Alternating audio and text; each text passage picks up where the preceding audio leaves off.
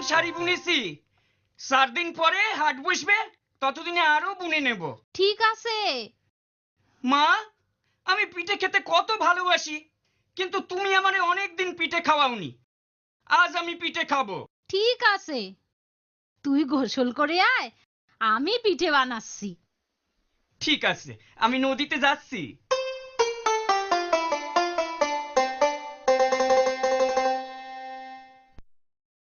মা, পিঠে দাও।